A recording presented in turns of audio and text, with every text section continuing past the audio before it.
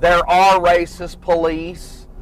I don't care what they tell you, that they've had the training, that they're not racist. They are racist. Not all of them, but a big majority of them are. They do pick on black people and Mexicans, period. I've seen it with my own eyes. That's still happening today. Cops do not trust people, period, because they get lied to every single day. Pretty soon, after 2 years of nothing but lies, you could be telling them the honest truth, and they don't believe you.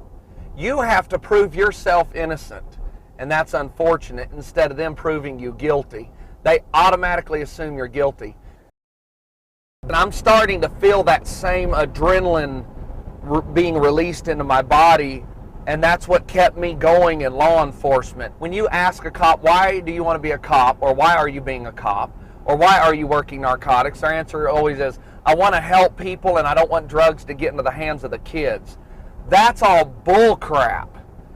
They're out here doing this because of the adrenaline rush. They're actually drug addicts themselves. If I injected you with adrenaline, certain doses every day and all day long like a cop gets, you would become addicted to that adrenaline and need more and more and more and more of it. That's why we have to elevate ourselves to more dangerous things to get that rush of adrenaline. When you first break out of the academy, writing a simple traffic ticket, your hand shakes and you get that adrenaline rush. Well, after 500 times writing tickets, it's no longer a big deal to you.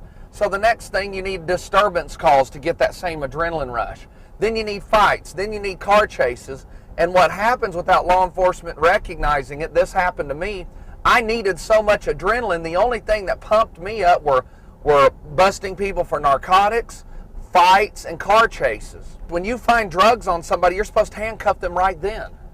Well, I would leave the cuffs off of them and say, you're under arrest for possession of cocaine.